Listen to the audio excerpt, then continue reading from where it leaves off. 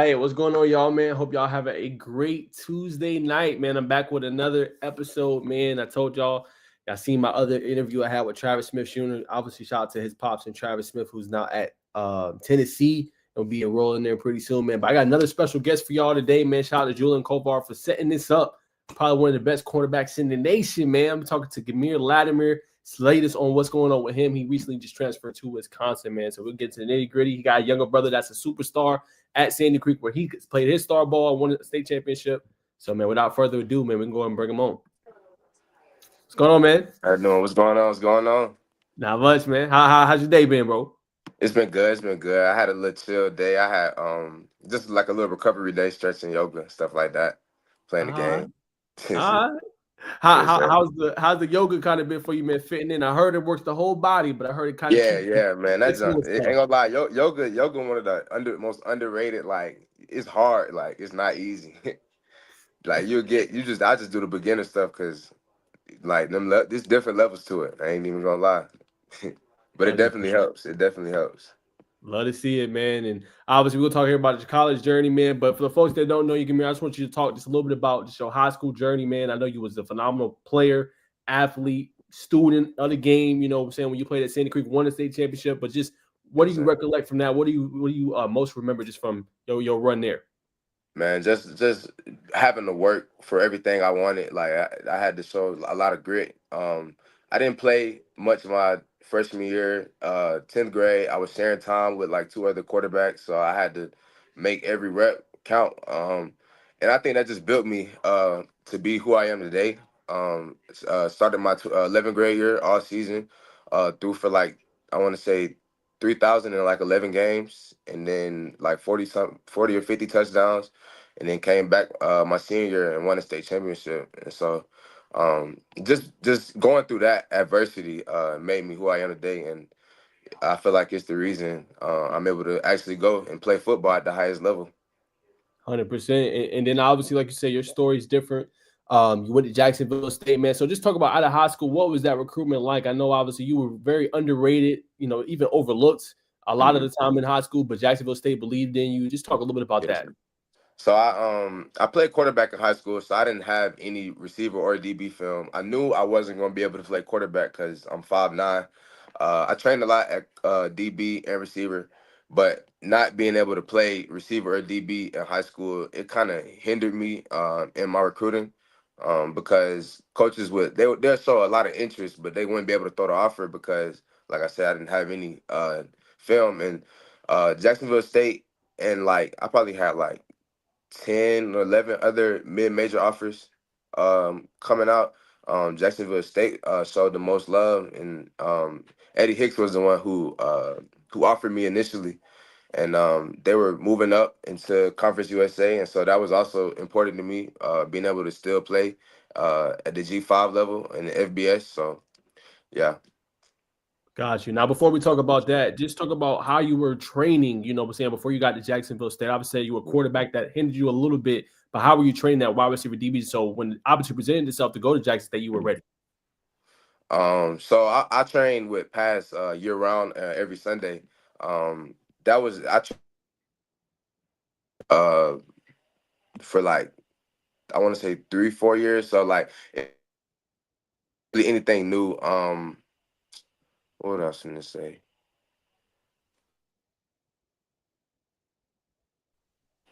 Oh my God, my bad. Am I good? Yes, sir. Okay, yeah. It wasn't anything new. I had played quarterback. I mean, I played receiver and running back growing up in DB. So like I said, it wasn't anything new. I just hadn't played any live snaps in high school. 7-on-7, I played like DB and receiver. So the movement and everything was the same. I think just the physicality of the game changed, and I got along with that quicker because like I'm a competitor at the end of the day. So 100%. And then just talk about that jump. Obviously, we talk about your experience here in just a second about Jacksonville State, but freshman year, you appeared in all 13 games, and then you take that jump, right? You have yes, over sir. 40 plus tackles. You know what I'm saying? You got 3 interceptions, 5, I think, pass deflections. Talk about how he Yes, was sir. able to take that jump. What did you work on the most this past offseason to take that big jump? Well, the thing I say I work on the most is my speed. Being able to keep up with the faster guys. I think that's the biggest thing. Not stressing for deep, for like when the ball's in the air. Like you don't want to be tripping over yourself trying to make a play on the ball. And that too, my ball skills. I did have 3 interceptions this year. I probably should have had 4 or 5, but yeah, my ball skills were on point this year for the most part. 100%. And then, if you don't mind, I want you to just share your journey. Obviously, like you said, you went to a smaller school. Tell the kids out there why that could potentially be beneficial for you if you don't always have those top end schools looking at you. Just talk a little about that journey going there and now being where you want to be at. So th- don't being at a smaller school, it's never it's don't look at it as a negative thing. At the end of the day, you got to keep the main thing, and that is getting a free degree. Um, if you want it, I say just go get it. Like it's out there for you. You just got to put your mind to it for real, for real. Like it's like I say, it's not negative. Going to a smaller school, it might actually help you because going to a smaller school, you actually have an opportunity to get on the field. Um, and still, in my case, I was still playing FBS, so I'm playing on TV like every other day. So like, I mean, it's never a bad thing, man. You just gotta keep working for real. Like it's not negative, like I said. 100%. Now, talking about your sophomore year, man, what was some of your favorite moments out there when you was out there with your team, man, making plays on the gridiron? What were some of your favorite plays? One of my favorite plays was when I caught that interception against Liberty to seal the game. That was big. That was a big confidence booster. I had all game I ain't really see no action, so I was just out there for real. And then play came, and it's just instinct. I just broke on the ball, broke on like an out route, and picked it off. And that sealed the game. Returned it like 30 yards, I think 28. I think was it. It was. Yeah, that was one of the biggest plays. And then I had another play. I had another pick like a week later. Uh, to give us momentum because we were down by like 2 touchdowns. I caught a pick. They were going getting ready to score. They had just got a fumble in our like inside our like 30. They were getting ready to score through a deep pass. I went and got it. So those are two of my biggest plays that I could remember from this year. Oh, and I had a little PBU against FIU on like a big it was like a big third down stop. We was up by a touchdown. They were driving down the score. And so yeah, I got a little PBU on Eric Rivers kid. He tough, he nice. I ain't gonna lie. He nice. I heard about him. I think he Yeah. recently transferred to Tech, right? Yeah, yep, he had tech. What for you? You went against him. What make him different in your eyes? Man, that boy like he's fast as lightning. He's Really? probably and no probably he is the fastest player I've ever played in my life. Wow. And I'm Yeah, saying like you fast too. yeah, but nah, he got true. That's true track speed. That's true track speed. Mm. Wow, Yeah. that's different. Okay. Let me ask you this, Gamir. In Mhm, terms of being an elite corner on the next level, right? Obviously, we talked about mhm. how you can be prepared mentally and being able to get on the field and the hard work you got to put in. But in your eyes, what do you think it takes to be an elite corner and to have the season that you had? Like, what are some things you got to be able to do, whether that's technique, pressing, releasing, knowing your coverages, film? What do you think like an elite corner needs to have? I think at the end of the day, if you're at the D1 level, shoot D2, really it's athletes everywhere. You gotta be a film junkie. You gotta kind of know what's coming before it comes because at the end of the day not everybody has the elite physical abilities to match up, you know what I'm saying? Like yeah, everybody really is even at that point, so it's like what do you do to enhance your skill or to make your skills look more enhanced than they are, where you got to kind of know what's coming before it comes. Okay, and speaking about that, because I'm talking to some college DB coaches, and I don't want you to confirm for me if it's true or not. But they Yes said a sir. lot of times y'all got to be out there on an island, and y'all Yeah. got to know what's good. Like you just said, y'all got to know what's happening before it Hmm. happens. So you got to be diagnosed what the offense could potentially do. So that goes Right. back to being a film junkie. But talk about don't walk me through a playbook, but walk me through a play necessarily where you had to kind of diagnose. Okay, hey, I believe they're going to run this, and I got to be ready Mhm. to explode on it. Walk me through a play like that. Let me think. So say you on a third down, coach want to send pressure, but you in zero, like you say you on that island. You ain't got no, you don't have no help. Yeah, you don't have no help. So You gotta know it's either if it's a slant, like if it's anything in breaking, you gotta break on it quick because that's the easiest throw for the quarterback to make. You have no help. Mhm. Um, uh, if it's the ball like getting thrown outside or something like that, your the blitz should get there. But whatever, if you got to drive on it, you got to break on it now. Like it got to be quick. If you're breaking downhill, anything over top, like sure, you really just gotta make try and go make a play on it because you're really on that island. 100%. All right. So saying we're going through coverages. I'm breaking it down, picking your Yeah, brain. So no zero. All right. We that's playing zero. coverage. All right. So All let's right, let's just say let's say a basic cover three. Right. cover So three. Okay, I what got is you. yes, sir. What are the key things you gotta have there? Because you gotta be in that certain zone, but at the Right, same time, you gotta be able to break on that ball if it come in your zone. So talk about that. right. So okay, let's say they in doubles, you got two receivers to your side. Um, if two goes away, then um like you really if your number two receiver on your side goes away, then you're really just locking eyes on your number one receiver because at the end of the day you have no other vertical threats to that side of the field. Um so if he does like a little post or like a little glance, like you got to be the one to drive on that and try to get that breakup because the linebackers aren't going to be able to work all the way because they're in the hook curl. They're not gonna be able to work all the way out there. So you got to at least carry it into that zone until you got another vertical coming to coming to that third of the field. Got you. Now for Yes, you, sir. when you was playing with Jacksonville State, predominantly like what are some prevalent coverages that they run? Obviously, we talked about cover three, but I feel like sometimes it's kind of like a Rolodex. Like people run Hmm. different stuff. So Yeah. just talk about some different coverages that's kind of prevalent in college football. So a lot of schools run like a match concept. It's like cover three match where like I know my freshman year we ran a lot of match and we ran a lot of four. This year we ran a lot of one because we got a new defensive coordinator.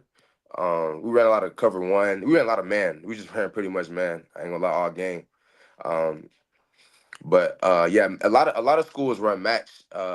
Matches like really like if you like two by two and it's cover three, then you and the safety just matching your receiver, your guy. Like I'm corner, so I'm matching the number one guy underneath. Unless he goes underneath. If he goes underneath, then I pass it off and I get into my third. Now I ain't gonna Mhm. lie, I don't know what the other guys do. I just know what I do. You know what I'm saying? So yeah, 100%.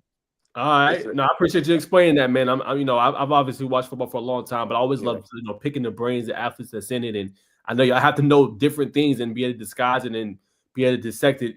Why you in That the that moment. playbook that playbook in college is crazy. I ain't gonna lie. At first I was like it looked like gibberish. It looked like gibberish at first, but after a while, like you get with the older guys and they teach you and everything. It's not that bad. It's not that bad. Okay, so walk us through that moment for you, kind of like, dang, bro, what am I looking at? Like you get Yeah. like now you a freshman now. Again, you ain't got the experience, you ain't got the vets, but what was that Yeah. like? You walking in like, yo, what does all this mean? What is this verbiage? Like, talk about that. Yeah. So you first get in, they start football school is what they call it. So you in meetings and stuff, and they trying to like they give you they give you like a little playbook, but like you look at it, but you don't really know what you're looking at. So like really, when I first came in, I got in like we would have our own meetings like the corners alone, and they'll teach me the stuff because I was like the only freshman to come in at corner, so they teaching me the stuff. So they made the transition real easy.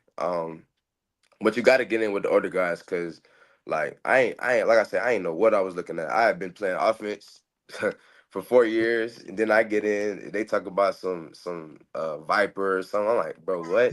Like, they talking about we got to squeeze right here and all this, that, and all this verbiage. So I'm like, but I mean, I try to soak everything in like a sponge. That's another thing, though. You just gotta be humble. In this in well really anything, but especially like as a younger guy, like you just got to be humble and just be ready, like just be willing to take large jumps for everything. Just you know what I'm saying? 100%. Walk me through, Geimere, if you can, just a day in the life at Jacksonville State. Like, I know y'all have to do so much, man. Y'all got your academic piece to it, which I want you to talk Yeah, about. Y'all got meetings all day. You can Yes, still sir. got to eat, you got to do homework. Like, just talk Right. about how you balance all that and still be able to perform not only in the classroom but also in the field. So the main thing I did was try to put my priorities first. So like, I wake up, I go to class. Of course, if I got all my, I'm a morning guy, so I schedule all my classes in the morning to get those out the way. I do my homework. Shoot, I try to have my homework done by like 1 or 2 o'clock because we didn't practice until like till like the afternoon or yeah, the afternoon. So like we'll have meetings at about 2:40. I'll be done with my work by then. I eat and all that before that, and then go to meetings 2:40. We meet special teams meetings, individual meetings till like 4 o'clock, and then we'll go have practice. Practice would be like, well, in season practice would be like an hour 45 at the most. But it's up pace. It's up pace. So then, so after that, if I have any like homework, any more homework or anything like that, I I'll do that. Or like treatment too. You gotta take treatment serious because your body is gonna go through a lot. Day in, day out. You just gotta take care of your body to be able to maintain your athletic ability for real. Because if you tear your body down, you don't have nothing to work with. That's true. Any Yeah, advice on just the treatment and the recovery, and like you just said, taking care of the body for any athletes yeah. coming through? Hey, you want to? I ain't gonna lie. You want to prehab, not rehab. That's how I look at it. Like, try Ah, to try to try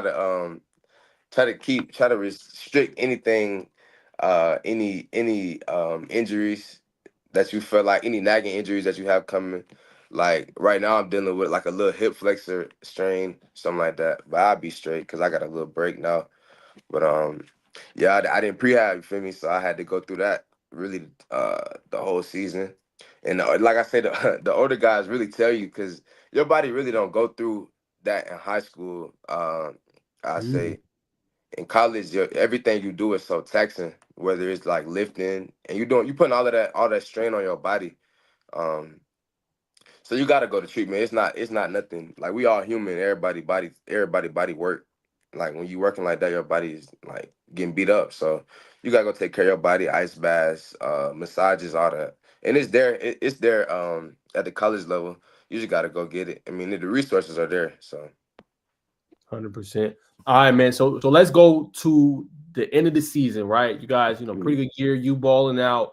Walk me mm, through in your eyes when you was like, okay, hey, I've been 2 years here. I think I performed well. I'm thinking about maybe going into the portal, seeing what's yeah. out there for me. When did that kind of come about? So I had been thinking about it, but I was just like, I ain't really would just want to jump out there and then not have no opportunities to go up. I've been hesitant about it. Like you said, of course I had a good season, but everybody likes what they like. I didn't know what the how other coaches felt about me per se. And so like I felt good at Jacksonville State, but what really made me really start thinking about it, talking to my family about it was when like my coach took another job at a different school, and that was like a week before the bowl game. Yeah, a week Mm, before the bowl game. So when he did that, I just thought about it. I just thought about it like, dang, like, do I want to stay? Because they brought in a whole new coaching staff now. So do I want to stay or like do I want to hit it? And so I talked to my parents about it.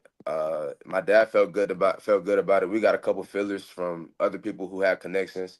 So I went ahead and hit the portal, and I think like probably like 15, close to 15 schools contacted me in the first day.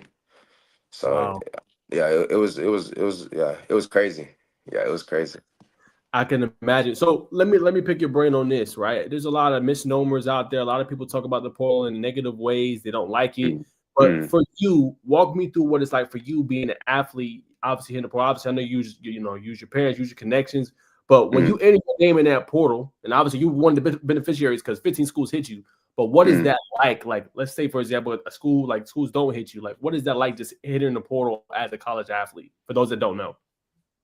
I ain't gonna lie, it's stressful. Cause Mm, at the end of the day, now like you're just out there, you're not in school. Like you don't know if you're gonna be, you really don't know if you're gonna be able to get into school or not. Like I say, if you hit the portal, make sure you got something that sticks, that something that can help you permanently down the line. Cause true, anybody can make a promise to you, but whether they're gonna hold that promise or not, you know what I'm saying, is Yeah, that's important. That's an important thing. That's an important way to look at it.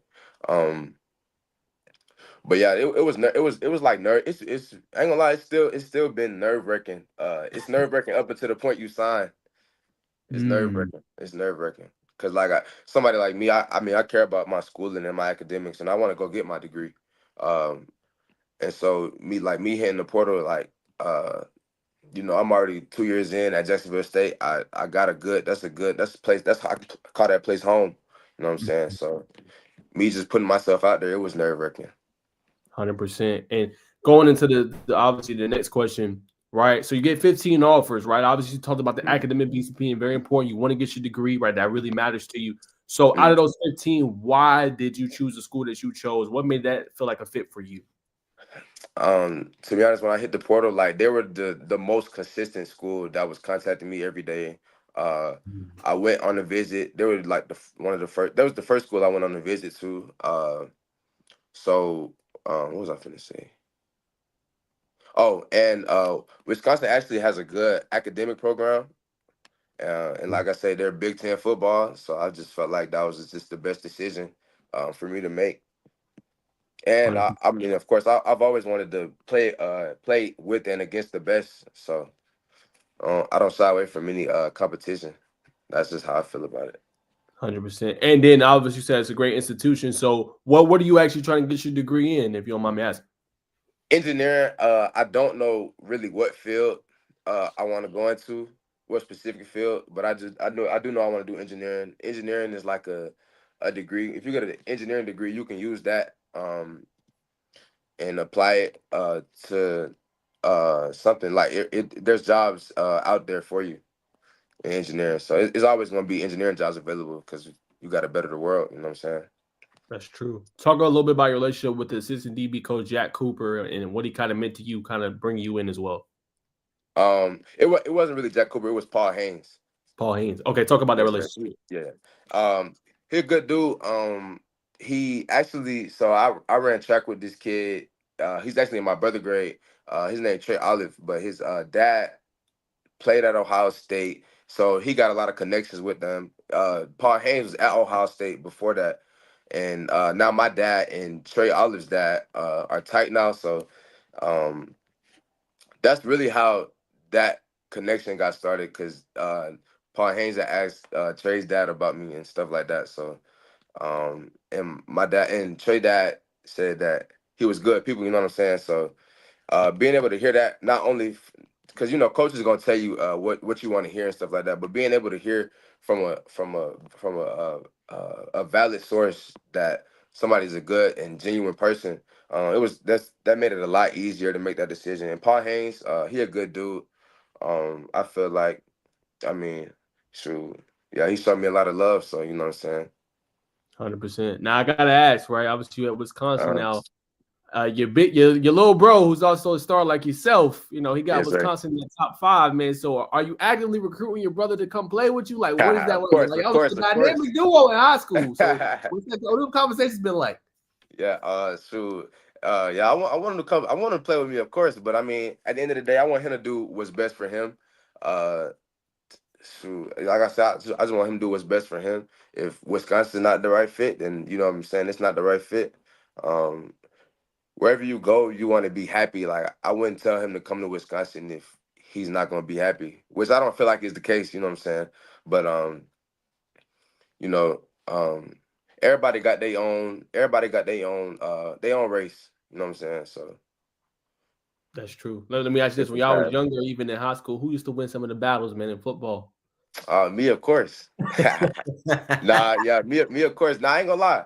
As we got older, like when I was a senior, he was a freshman. Like I started having to go a little bit harder. You know what I'm saying? Because he started getting a little big. Like, but nah, yeah, I still be winning. I'm big bro, man. I can't, I can't.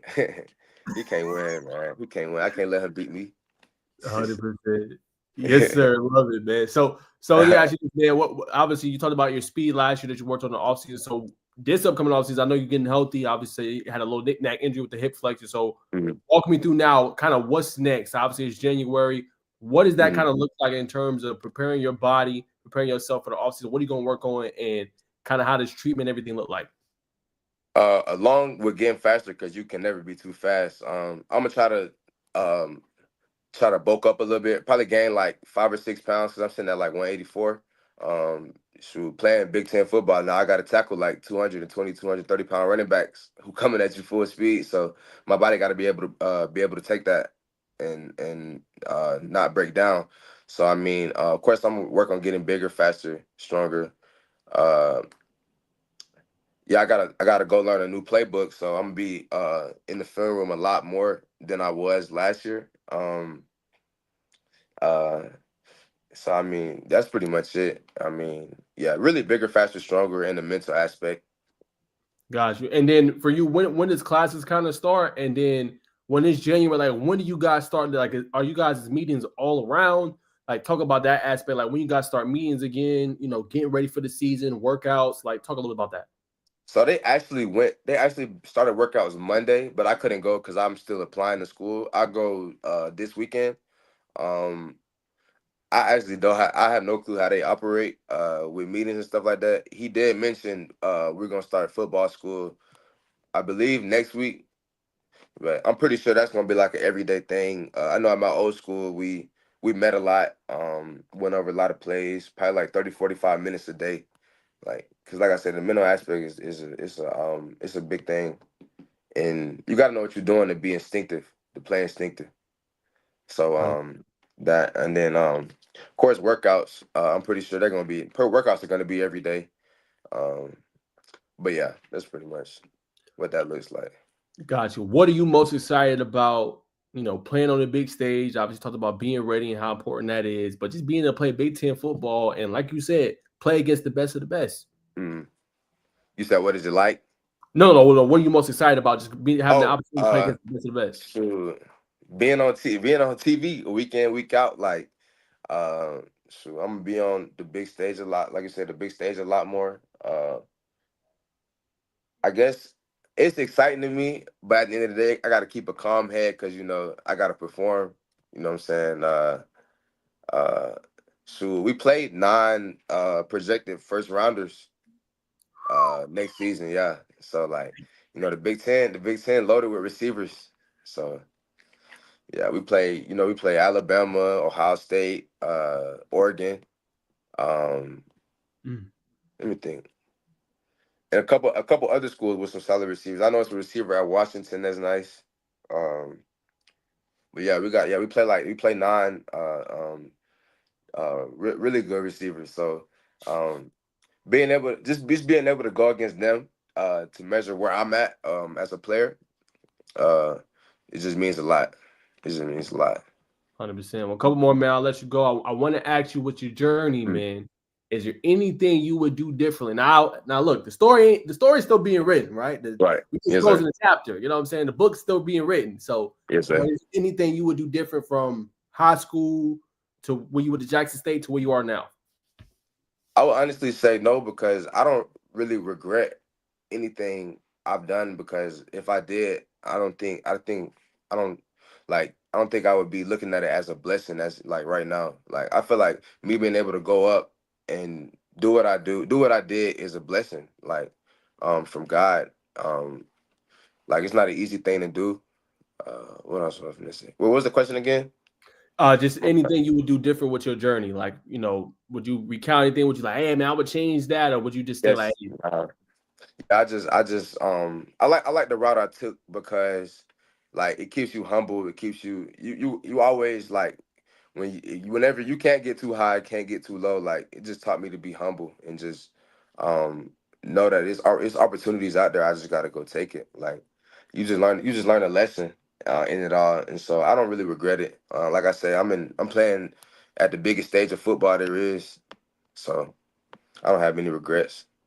100%. I would be remiss if I didn't ask you about Pops, man. Obviously, I know Um, him personally, but I know he's had a big impact not only on you but your brothers, your younger brother yes, sir. Amari.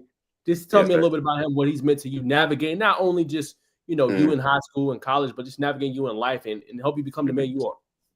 I mean, he's a good man. I ain't gonna lie. I love that man. He he real good around the community. Like he's a very good role model in my eyes. he's been doing a lot for the community at Sandy Creek. What else would I say? Uh, so he's kept me level headed at times. Like I say, like from like my ninth grade year when I wasn't playing, like he just was kept keeping it real with me. Like you got to get in the weight room, you got to get faster, you got to get stronger. Like Mm. he never let me he never let me make excuses for myself. He was always like my coach growing up, all the way to like the eighth grade. He never let me make excuses growing up. Uh, so he just made me the man I am today, and I'm thankful for that. So he still to this day I'm still asking him for advice because he's a man of God, and so he keeps a level head. He keep me humble at times. He tell me like what I'm doing wrong, how I can be better as a person. So he's just good. Like he's been good to my family in general and really every aspect of life. And 100%. I can look up to him and I'm able to learn how to be like a father, and that's important to me because I do plan on being a father someday. Yeah, he's just a role model. He's a good role model. Yes, sir. And last couple questions before I let you go. I want to ask you, what do you want your legacy to be? Right? We know how great you are on the field, Mm, off the field, but what do you want Geimere Latimer's legacy to be? that's a good question. I just want to be I just want to be remembered as the kid who was overlooked and he made a way for himself through hard work and dedication. Um so that's really it as far as that. Just doing trying to do things the right way. You know, I don't drink, I don't smoke, anything like that. I try to stay in the classroom as much as possible. I got like a 3.5 GPA. So just making my way, doing it the right way. Like you don't 100%. want to take just not taking any shortcuts in life. Gotcha. Got you. And last one, man, I gotta ask you about Sandy Creek, man. What just makes that such a great program year in, year out, man? Y'all always good, no matter what talent comes through there, man. What makes that such a great program? Man, just the history. I mean, you know, we won four state championships, a couple region championships. Um, so like just knowing what you're playing for or who you're playing for and who came behind you, you just show respect to those people, to those guys. And then um, they're successful a lot because we do work year round. Like I'm pretty sure they've started back workouts.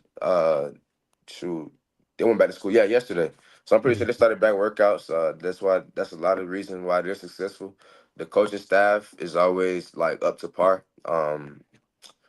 Uh, like I said, they got a good weight training program, and I think overall, just the atmosphere of the community, like like a smaller city, and like people come out to those games, um, and it's just like it's a loving atmosphere within the community and the team and the program in general. 100%. Well, as I let you go, man, you had one question from the audience. They said, any upcoming ballers at Sandy Creek since you went there that you would say? Upcoming ballers, of course I know about Amari. I say Corey Hadley Jr. He nice. He'll be a junior next year. Mhm. Wait, yeah, he'll be a junior next year. Yep. I think he got about 15 offers. He a 4 star. Yeah, like the number one, number two safety in the nation. So yeah, he an upcoming baller for sure. Chase Usher, I feel like he's very underrated. He had a good season this year. I don't know what his stats was, but like I know every time I watched the game, like he was balling. I say Dana Greenhow had a good season this year. Y'all probably know Evan Harvey. He's in my brother's class. He a baller.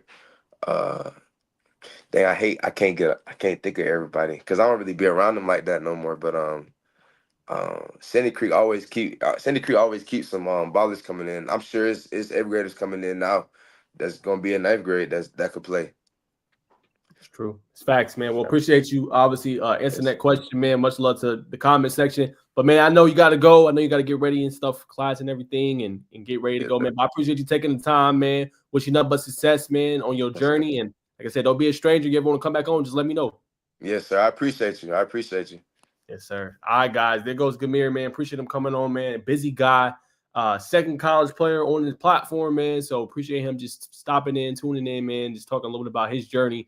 Fantastic player. I remember, covering him a little bit when he was in high school, and just remember his journey and winning the title. His brother's a dog, man. He's good, just as good as him. I know you probably don't want to hear that, man, but two really special talents, man. Two special players and two special people off the field, man. So that's going to conclude that segment of the show for today, man. Him joining the show. I had the details, everything later, but we're going to go and get into a little bit of high school ball, and we'll go ahead and start. His younger brother is going to make a decision here pretty soon, actually. Younger brother, Amari, who I know pretty well, but per Chad Simmons, he's expected to near a decision here pretty soon. We'll just talk real quick about his kind of like top five. So I'm going to bring it up in the high school segment real quick. My co-host is supposed to join later. I don't know if he will. I know he's busy at I think it's Lakewood Stadium. He got a little meeting and everything, so I don't know if he's going to be able to join. But we'll keep it rolling. I'll talk some tech football as well. But let me see if I can pull this up. All right, here we go. So this broke on the 6th of January, as you guys can see here. So I'm gonna share the screen real quick.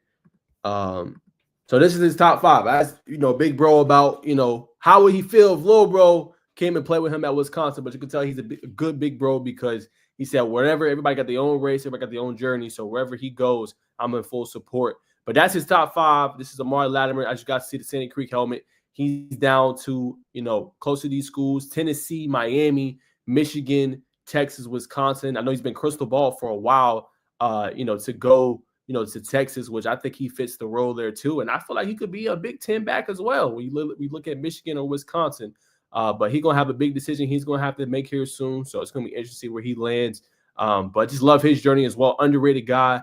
But now it's starting to get that buzz, kind of around him and what he can do, man. And I tell you what, he is tough to bring down, man. He is tough to stop. He's a special talent at Sandy Creek. One of the reasons why I had him as a favorite this year. Came up a little bit short, not because of his doing, but you talk about a guy that just doesn't come off the field. Reminds me of a version of Sammy Brown. When you look at what he did in high school with Jefferson, no, he didn't win a title. Obviously, Amari did. But both of these guys just putting it all out for their teams, playing both sides of the ball. Now, he's a running back, but he's also playing a linebacker for Sandy Creek. So you tell me how many people could take all that contact and also dish it out on both sides of the ball. That's Amari Latimer. That's what makes him special. So he's going to be interesting to see where he goes, man, and what school he's going to choose here, I'm sure pretty soon. All right, so that's news as well. Got some other news. Another major guy as well. He hit the high school transfer portal, as I like to say. And obviously that is this guy right here, Latimer Guyton, as I like to call him. He hit the portal, y'all. So he is going to be going to Benedictine. If you guys don't know, he played for Savannah Christian, had an awesome freshman year, played really hard, played pretty well. And he continues to kind of mature and come into his own. But I think, what he said in the article, according to Dennis Knight, he wanted to play better competition, want to play tougher teams. He feel like Benedictine can do that, especially with their coach Danny Britt, with how hard he schedules and how tough he makes it. And I think he's 100% right. I think that could be a great option for him of what he wants to do. Obviously, one of the best guys here in the country. He's number one according to On3, number one player in the country. Excuse me. And then when you look at 247 Sports, I think they got him as high as number 2. So the guy's a stud, man. Just getting started, only a sophomore. He'll be a junior, this upcoming season, man. So he's already made a name for himself, made a state championship along with Elijah Griffin, who he's played with, who's now at Georgia, has practically every offer in the book. It's going to be one to continue to watch as well. So that's going to be interesting too. All right. And other news that we want to talk about today, just top prospects I'm excited to see. I'm really excited. I'm going to try to have him on the channel here pretty soon. And that is a Braden Rouse. He's actually blown up. Gotten a couple more offers here recently. Texas A&M.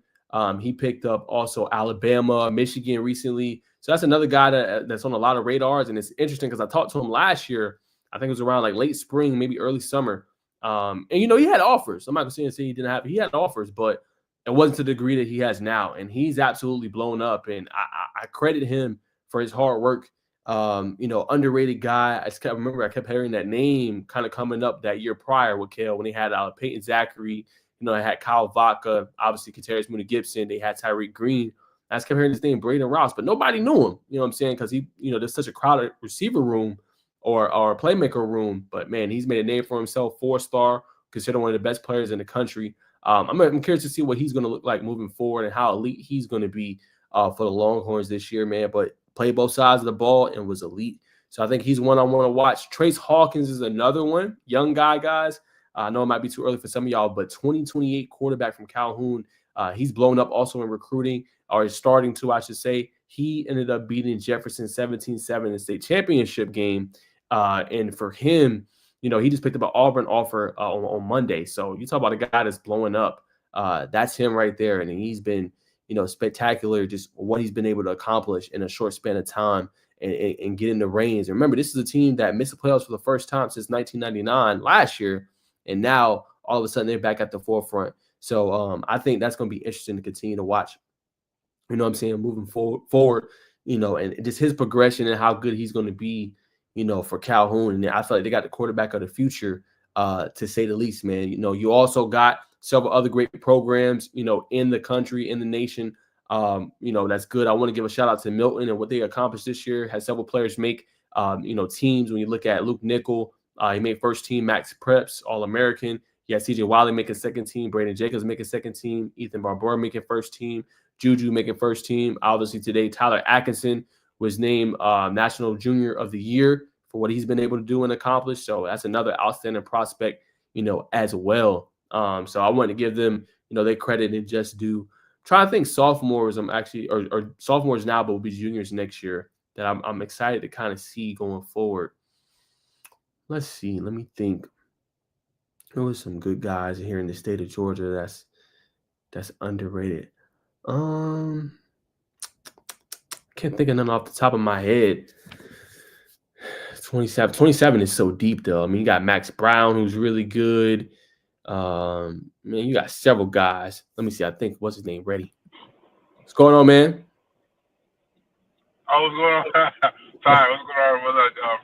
For the people that's watching, fresh out of a training session, Coach Ford's son does a great job. They've been doing the thing for a minute, so I'm leaving that session. It's cold as ice, 41 degrees, feels like 35 with a little wind chill, but I'm smooth, brother. How you doing? I'm good, bro. Just got done with the interview with Geimere, man. Good dude, man. It was a lot of fun talking to him about his journey and everything. Good little 30-minute interview, so I enjoyed it. Hey, man, Jameer, one of them ones, man. Like I was talking to a spot, like, man, Jameer, bro. Like I don't know if I've seen maybe one or two, but Jameer, one of the best athletes, and not the best athlete I've seen on the high school level, man. And if you play out of his position at the quarterback position, you know what I mean? Physical, throw the ball, man, and then, playing DB, which has always been natural position, elite, bro. You know what I'm saying? I won't be surprised to see be one of the best All-American, conference, some of that at Wisconsin. So yeah, man. That's dope. 100%. Yeah. 100%, man. Now I want to actually be on the high school segment. I know you're busy driving too, but I want to ask you about the Peachtree Gridiron Classic a little bit. I just want to see like what impressed you the most, what players that maybe caught your eye. I know Coach Daniel's doing a fantastic job. What he's doing in the platform to go recruit NEGA. But just talk about that. What really took you aback when you went there and you was able to see some of the young ballers and just the process, everything that Coach Daniel's building?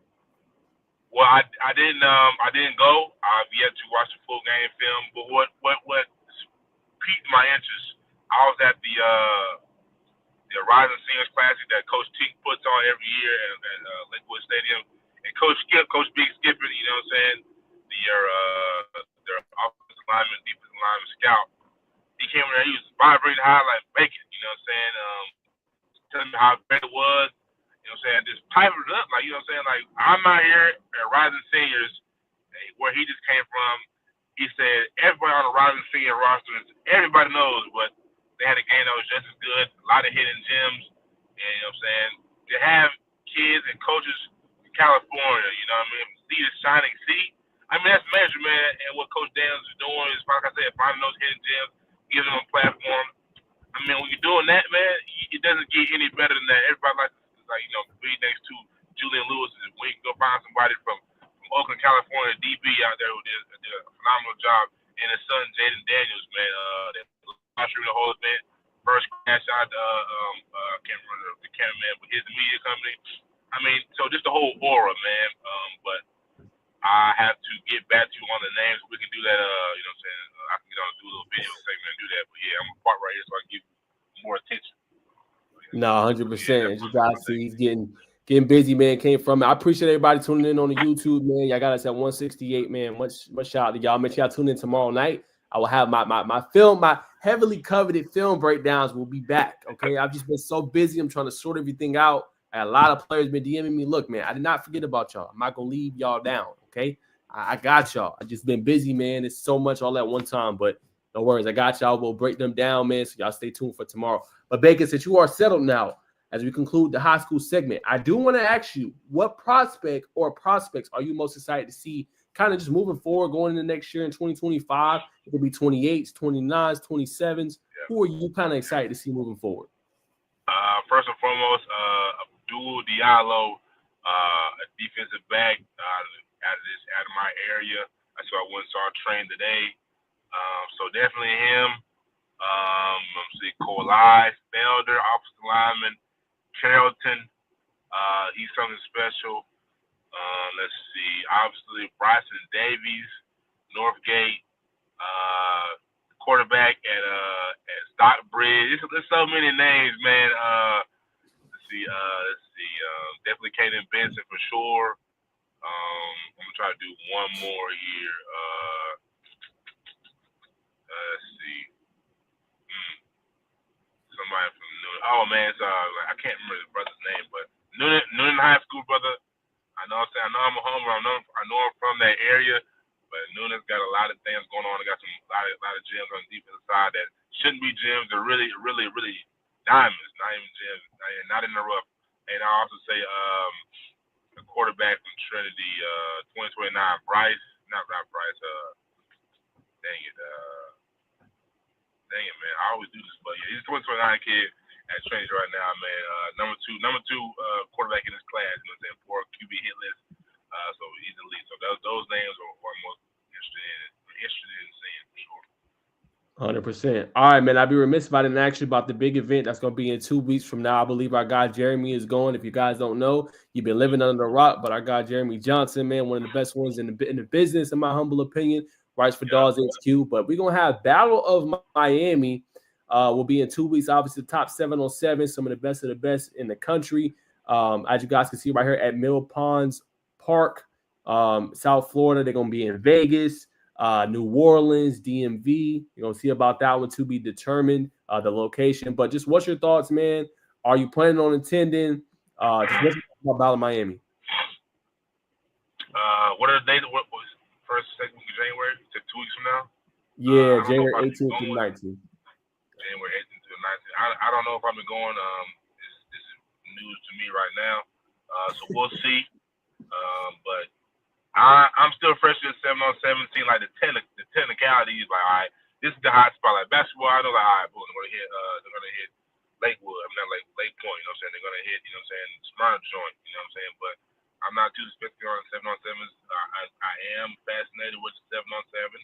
So I'll definitely probably be a little more engaged this year. I mean, we saw OT7, but I'm always intrigued to see a good high level sport at anything, but it could be a high level basketball, even, you know what I'm saying, cricket. You know what I'm saying? I'm all in for it. But are you going? I don't know, man, about that one. That one's gonna be in Fort Lauderdale. I don't know, man. It might be kind of tough. You got to get in, and then the email process is slow. So I'm not really sure. That one's kind of iffy. But I am trying to go to the Under Armour camp. We went last year. That's gonna be obviously. I don't know the location, but it's gonna be in Atlanta. They're actually up first. So I'm definitely trying to go to that again. Top end talent. I mean, Ben Muser's invited. Kareem Hughley, I saw. Andrew Beard, anybody you could think of as a top player is going to be there. I think our boy Barack Willis got invited. Whole bunch of people, man. So that's the one I'm really trying to go to. I ain't trying to miss. Definitely. Yeah, the Under Armour. It's always a different feel when it's probably a character unless they change it up. But why not? You know, what I'm saying, bring it to West Georgia. But you know that's an event that you go to, and it's a tenseness in the air from player to media because you know this you know what I'm saying, this is probably like this is NFL draft combine, or not saying NFL draft combine athletes at potentially it's probably like maybe say at least 70, 60%, you know what I'm saying, on the high end. Players, they know what's at stake, you know what I'm saying? So you just got to be locked in, dial in, do you know that? Have your homework done, have your list of who you need to see, and then once you do that, just kind of free flow and, you know what I'm saying, create. You know what I'm saying? Being creative, you know what I'm saying? Just got to capture those moments, you never know what type of business is being discussed. Capture the crazy moment last year, so just try to go there, you know what I'm saying, focus, lock in, and bring art to something that's so tedious and tense, you know what I mean? Okay. Tell the story. 100%. Yeah, I would say the same, man. I just love. I got to shout out Jeremy again, man, for just giving me game about it. I remember I was at Elite Classic. I was like, yo, man, like, I'm trying to grow. I'm trying to build my brand. And I just having a conversation with him, just chopping it up. And he was like, yo, check out this camp. Like, Naj, you really need to, like, if you're going to really evaluate talent and be able to know kind of the parameters maybe of an underrated guy compared to a guy that's, close to there. You know what I'm saying? That's something good to go to, man. So I appreciate him for that. And ever since I was just, in awe, now I kind of have a better eye for it. I know the top end talent. And I know what it kind of looks like, you know what I'm saying? And that doesn't guarantee, like, even though you're a top talent there, that you're going to make it to the league or be a top end guy in college. But I think it's a good parameter to see, some of the best compete and go out and see who has a dog about them. So I loved it. We went to 2 last year. We went to Nashville and did one. We obviously went to Georgia, but obviously we try to do more. But I think Georgia has one of the best ones from what I've seen so far. Obviously, I got to go to Moore, Orlando, and several other spots, but Georgia definitely has the top end bookie and talent. Nah, definitely. Georgia is definitely one of the premier national. Not national. I guess Nashville in a second. North Carolina, Charlotte. They had a damn good one. And speaking of, was Knoxville? No. I just said it. Nashville. Tennessee. The one had Nashville. Chauncey Gooden already making a big splash in Colorado. You know what I mean? We saw Camario Taylor out there. Just had a Georgia offer. So, you know what I'm saying? Well, everywhere we go, man, you know what I'm saying? Football is football. Under Armour does a great job, you know what I'm saying, to keep the same crews. As if you watch I'm sure you did the game, you know what I'm saying? The brother with the glasses, what do you say? Who's going to be that guy? You know what I'm saying? He was there, so, you know what I'm saying? It's a blessing to see that, blessing to see the talent. And I would say, you know what I'm saying, everywhere we go is good, but definitely Atlanta's probably the calling card for sure. 100%. All right, man. As we transition now, we'll talk about college here a little bit. Usually the show is primarily for high school, but I think we're going to incorporate a little bit of college since me and him both cover college teams. We covered Georgia Tech. We got a chance to see Georgia this year. So starting off with Georgia Tech, I got a lot of Georgia Tech followers that follow me, that watch, like the content. Just what's your outlook so far? Y'all comment below too if y'all want me to do a full deep dive. I've gotten a couple comments on it, but full deep dive into the transfer portal and all the commits that Georgia Tech got. But what's just your outlook for the transfer portal, the 2025 class coming in? So what's your thoughts on what Georgia Tech's trying to build and everybody coming in? Man, I love it. 2025 class, very balanced, I would say. They hit different position groups, hit offensive line, defensive line, as you should. Linebacker, can't remember linebacker, but defensive back, wide receiver, obviously the biggest recruit, highest rated recruit, maybe the second highest, Tay Harris, or maybe the highest, I can't remember, correct me if I'm wrong. Transfer portal, bringing in a lot of home guys, Daquan, you know what I'm saying, came from Eastern Michigan, so I'm loving it. It's just young man from Clemson, also a local man, played in Georgia, so I like how they got the ties, man. Just bringing everybody home, you know what I'm saying? It's going to connect not only player relationship to coach, but to the community as well, you know what I'm saying? People want to come see the young man that they watch come up. The stories there, man. It's going to mean more when you go out to Clemson. I mean, not for Clemson, Syracuse, you know what I'm saying? Duke, North Carolina, you have some big games with, and then ultimately at the end of the season, where you unfortunately no longer play at Athens or on the Flats, go play at the Benz Stadium, which I don't like. I get why they're doing it, but to me it takes away from the rivalry, like going to the ops territory, you know what I'm saying, for lack of better words, you know what I mean? So, but I'm loving it, man. I'm very intrigued. I love what Coach Key is doing. So I'm definitely loving it, man. 100%. And as we segue right here, obviously he was one of the top performers today. If you guys can see this is Dalen Pinson. He's at the game right now, the Navy game, getting some reps in. As you guys see here, nice PBU from him. And that segues me to my next question, Bacon. Who do you think can be kind of an instant impact guy, maybe in this 25 class that can come in? Penton looks good. He moves well. A lot of potential for him. You know, obviously you got Tay Harris is another one. Just who do you think could be that instant impact guy? Yeah, definitely Dalen and Tay for sure. The rest I'm gonna have to see because a lot of them are on the line of scrimmage. I think Andre Fuller's he's got an option. I think he's gonna get some playing time.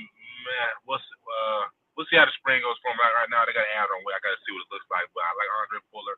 I like Christian Garrett, obviously, and Xavier. Man, help me out, Naj. Out of Douglas. Is it Xavier? Out of Douglas. You know, offensive line. Out of Douglas, the offensive lineman. Xavier. Offensive line. It might not be Xavier. But he's offensive. I put it like this. Offensive Xavier Canales. I got you. Yeah, Canales. Xavier Canales. Yeah, my bad. I couldn't think of it. You good, brother. You know what I'm saying? We all deal with a lot of names, man. It's 2025. We got things going. We're trying to correct, you know what I'm saying, putting pork down. So I think Tay Harris and Dalen for sure. Maybe wide receiver from Cartersville, Jamari Bryce. I like him a lot. Real speedster, real quick, especially, you know what I'm saying, losing you know what I'm saying, Singleton. Even though we still got Rutherford, you know what I'm saying, still got Isaiah Canyon, who I feel like is going to have a big year or two, big wide receiver who can kind of do it all. Real big frames, so keep an eye out for him going into a sophomore season.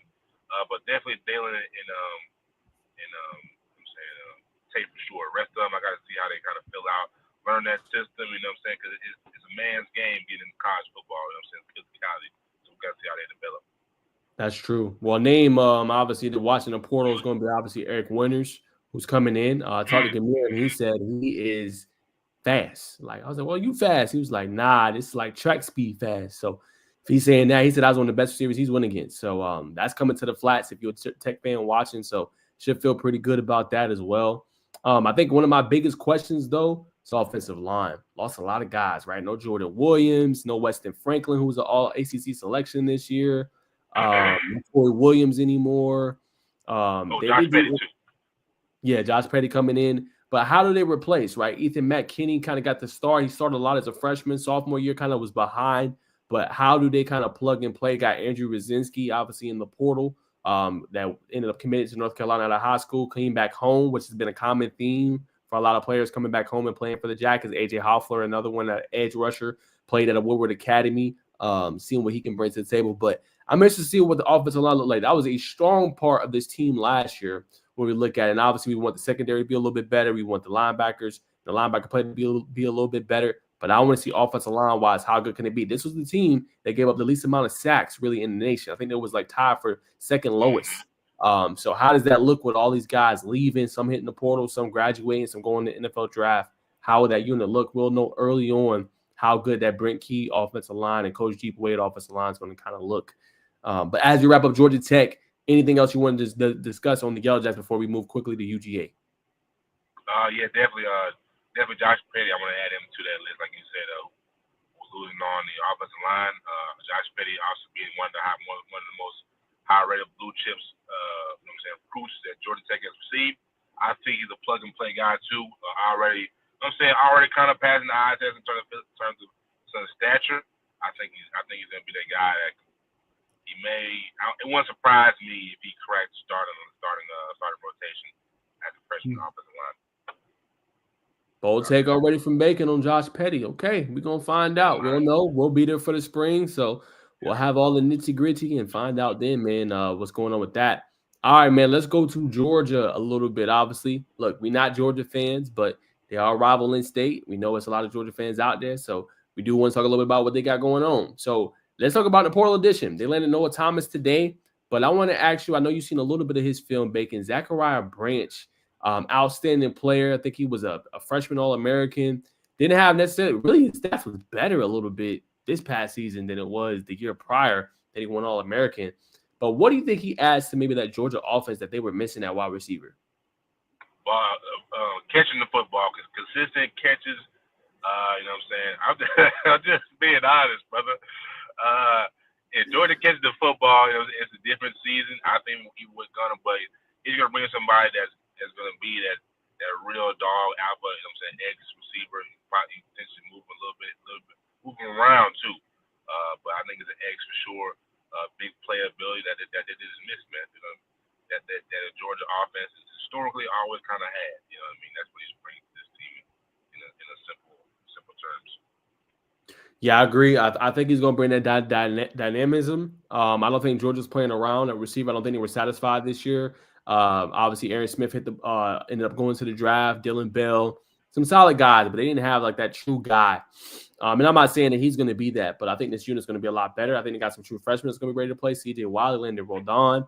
I think they're going to be kind of plug and play. So Kobe White's another one kind of know freshman that came in, started getting a little bit more time as the season progressed. So he's one to know. But I think Zachariah, at worst case, I talked about kind of his floor and his ceiling. His ceiling, I think he could be the number one there and be potentially dangerous, good deep ball threat, good yak guy. Ceiling, at worst, maybe a return guy. You know what I'm saying? And that's not bad. Now, Zachariah is elite. You know what I'm saying? I'm just saying the ceiling and the floor for him with the Bulldogs. So I think nonetheless they should be excited. Should be a lot of fun to see what he can do as well.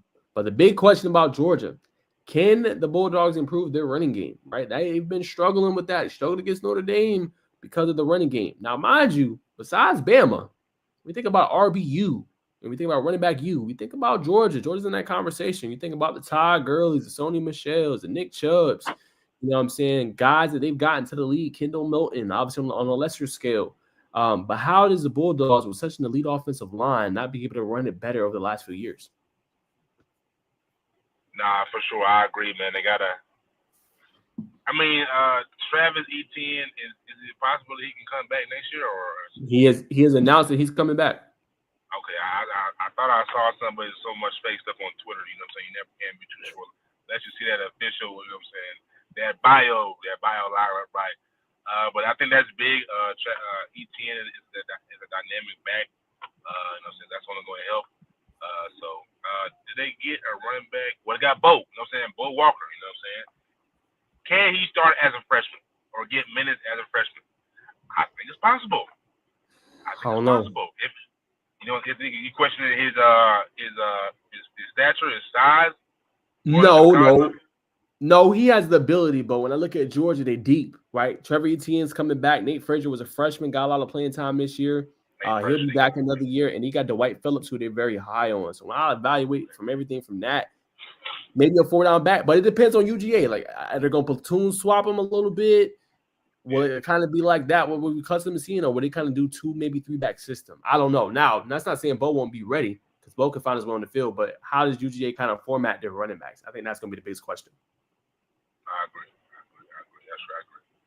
So, whether it's this year or end of the season or going into next year, people know about Bo Walker here in Georgia, but he'll just put the rest of the SEC country and then eventually the nation. And then if we have some fans who watch around the world, they'll definitely know the name of Bo Walker. Super dynamic back, man. Fluid hips, shifty, catch ball in the backfield, also a bigger back, so you never know what you're going to get. I was trying to think about a player comparison off the fly. Nick Chubb body style, but maybe I don't know. I haven't put my finger on it yet. We'll see. But he's definitely dynamic. 100%. All right, man. So as I let you go, man, last kind of topic.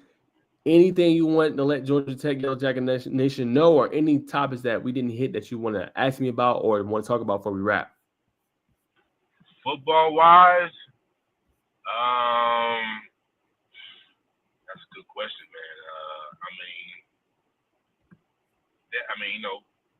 The fans, I'm all about, you know what I'm saying? I think the team's going to take care of itself.